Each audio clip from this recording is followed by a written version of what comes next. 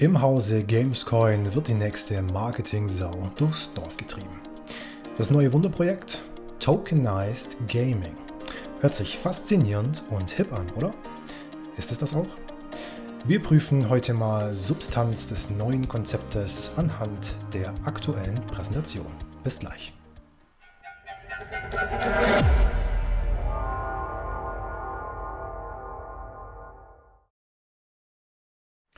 So meine Lieben, herzlich willkommen wieder zu einem neuen Video hier auf unserem Kanal. Momentan ist es echt eine verrückte Zeit. Wir machen ein Warnvideo nach dem anderen. Wie ihr ja die letzten Wochen gesehen habt, haben wir euch vor einigen Scam-Projekten gewahrt, haben auch 1 bis 2 Analysevideos zu anderen, zumindest fragwürdigen Projekten abgegeben.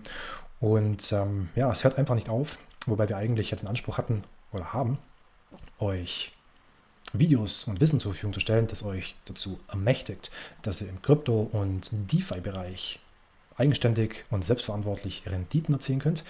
Aber wir können einfach nicht untätig dabei zusehen, wie das eine um das andere Müllprojekt ahnungslose Investoren verheizt. Deswegen werden wir uns heute dem Thema Gamescoin noch einmal widmen. Zugegeben, das Projekt um den Gamescoin und der gleichnamigen Firma hat zu aller Anfang relativ gut ausgesehen, verkommt aber, je länger wir das Projekt verfolgen, immer mehr zu einem recht substanzarmen MLM-System. Der Vertrieb des Gamescoins ist in der Zwischenzeit beendet und offensichtlich braucht die Firma schon wieder neues und frisches Kapital.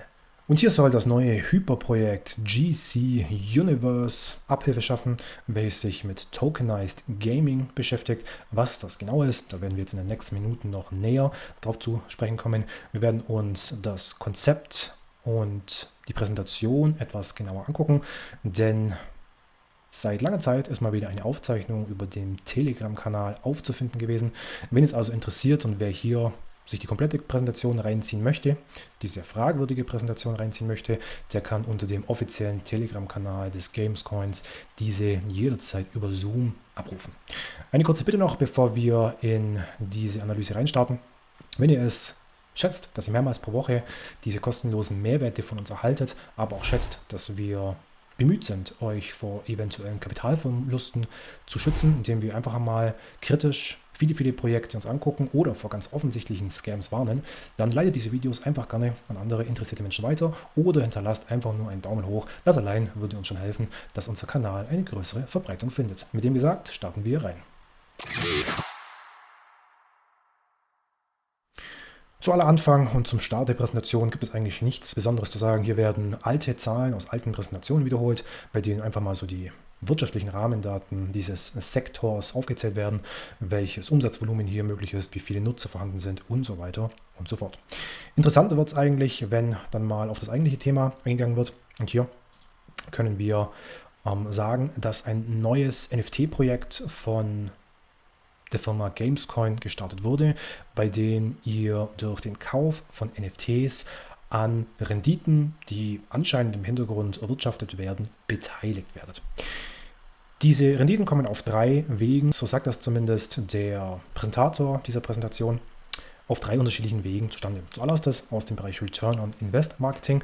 Hier wurde relativ wenig Input bzw. Informationen dazu gegeben. Return on Investment Marketing heißt im Großen und Ganzen, dass man sich eben auf Marketingkampagnen beschränkt oder konzentriert, die den größten Return on Investment abliefern. Das heißt, dass man für zum Beispiel einen investierten Euro möglichst viele Euros als Return nach Abschluss der Marketingkampagne als Gewinn rausziehen kann. Man fokussiert sich also auf die renditeträchtigsten Kampagnen mit der größten Gewinnspanne. Der zweite Bereich, aus dem die Erträge kommen sollten, ist der, dass man anscheinend Inhalte und Spielportale erwirbt und diese dann ebenfalls auf der eigenen Plattform vermarktet. Und der dritte große Brocken soll dann schlussendlich aus der eigenen Spieleentwicklung kommen, dass man also hauseigens Spiele entwirft, die dazu dienen, dass Spieler diese spielen und im Spiel möglichst viel Kapital zum Erwerb von zusätzlichen Objekten liegen lassen. Wie könnt ihr nun also an diesen satten Gewinnen, die die Firma hoffentlich im Hintergrund einfährt, beteiligt werden, indem ihr sogenannte Superstars kauft? Ein Superstar ist ein NFT, also ein nicht fungibler Token, der vielleicht oder vielleicht auch nicht relativ einzigartige Aspekte mit sich bringt. So ein Superstar soll 1000 USDT kosten, plus 7% Gebühr, also 1070. Das Interessante an der ganzen Sache ist, dass euch sodann dieser NFT für 24 Monate es ermöglicht, an täglichen Auszahlungen beteiligt zu werden. Das heißt, dass erst einmal eine Karenzphase von 6 Wochen eingehalten werden muss, wo dieser Stern oder dieser Superstar keine Auszahlungen tätigt, wo also dieser Stern sich erst einmal entwickeln muss, um in der Sprache von Gamescoin zu bleiben. So, dann ist es aber so, dass ihr jeden Tag über die nächsten 24 Monate dann eine Ausschüttung in einem separaten Token erhaltet. Über den gesamten Zeitraum von 24 Monaten sollen also insgesamt 150.000 Einheiten dieser neuen Kryptowährung, die sich Gamescoin Helium nennt, ausgeschüttet werden. Und die Rendite soll sich folgendermaßen zusammensetzen. Der Startpreis bzw. der Listingpreis dieses Helium Gamescoins, der soll bei 1 Cent erfolgen. Und wenn man dann die tägliche Ausschüttung auf einen Monat runterrechnet, soll es bei diesem Startpreis zu einer Rendite von 6,25% kommen. Was ganz interessant ist der Umstand, dass hier bereits auch schon mit einer Vervielfachung des Tokenpreises gerechnet wird, dass es sich verdreifacht, vervierfacht bis zu versiebenfacht und somit natürlich auch die monatlichen Renditen hochgerechnet werden, sodass man hier offensichtlich, wenn man das hier beleuchtet hat, mit einer realistischen Verfünffachung rechnet, sodass man mit 31% monatlicher Rendite aus diesen Stars, aus diesen NFTs rechnen kann. Jetzt haben wir uns also mal zusammen das Konzept um GC Universe zusammen angeguckt. Jetzt haben wir uns aber einige Gedanken darüber gemacht, was denn an dieser Präsentation zumindest bedenkenswert ist. Da möchten wir einige Kritikpunkte äußern. Nummer 1, uns ist aufgefallen, dass etwa 2/3 der kompletten Präsentation sich nur um das Thema Marketing, Vertrieb, Provisionen und die dahinter liegende MLM-Provisionsstruktur dreht. Hier wurde also mal wieder ein neues Projekt geschaffen, das auf Vertrieb gedrillt ist. Das merkt man ganz, ganz stark und wo relativ wenig Substanz hinter den Tokenomics steckt. Warum? Da kommen wir jetzt noch genau drauf zu sprechen. Zunächst einmal stellen wir fest, dass wieder eine neue Kryptowährung von der Firma Gamescoin entworfen wurde, und zwar der Gamescoin Helium. Hier stellt sich jetzt natürlich die Frage, warum braucht es eine neue Kryptowährung? Welchen Sinn erfüllt diese Kryptowährung? Bringt sie irgendeinen realwirtschaftlichen Vorteil? Löst sie irgendwelche Probleme? Warum sollten Investoren diese Kryptowährung halten? Was haben sie davon, langfristig in diesen Wert engagiert zu sein? Die Fragen sind weiterhin offen und hat uns niemand bisher beantworten können. Nächster Punkt. Warum braucht man eine neue und separate Kryptowährung, um Gewinne aus einem Projekt an andere Menschen zu verteilen? Wenn ich richtig informiert bin, erhält man natürliche Renditen aus irgendeinem Investment. Wenn wir ein Sparkonto anlegen, sind das Euros. Wenn wir Dividenden aus Aktien bekommen, ist das die Währung, in der die Aktie notiert.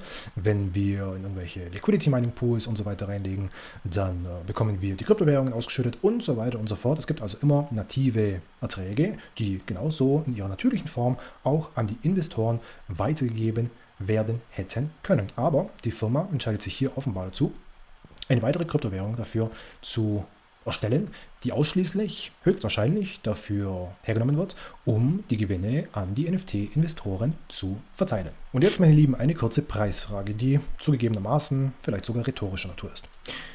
Wohin wird der Preis einer Kryptowährung gehen, die immer nur dafür verwendet wird, Renditen zu realisieren?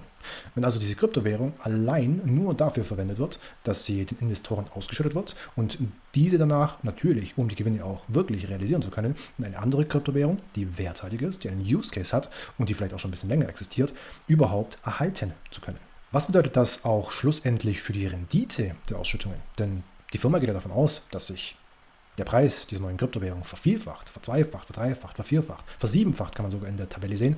Was passiert mit der Rendite, wenn ein permanenter Verkaufsdruck auf dieser Währung lastet, somit der Preis immer weiter sinkt und natürlich diese Renditen auch in diese Kryptowährung ausgeschüttet werden? Macht euch dazu einfach mal Gedanken, wie nachhaltig solche Renditen denn überhaupt sind. Könnten das inflationäre Renditen sein? Also wenn wir ein eigenes Projekt aufziehen würden, welches den Anspruch hat, nachhaltige Renditen A zu erwirtschaften und B auch auszuschütten, dann würden wir eine Kryptowährung wählen, die Substanz hat, zum Beispiel Bitcoin, zum Beispiel Ether, zum Beispiel Stablecoins und so weiter und so fort, da werden die Investoren, die diese Ausschüttungen erhalten haben, nicht darauf angewiesen, diese zu verkaufen. Denn Bitcoin, Ether, Stablecoins behalten langfristig ihren Wert bei und das haben sie schon bewiesen.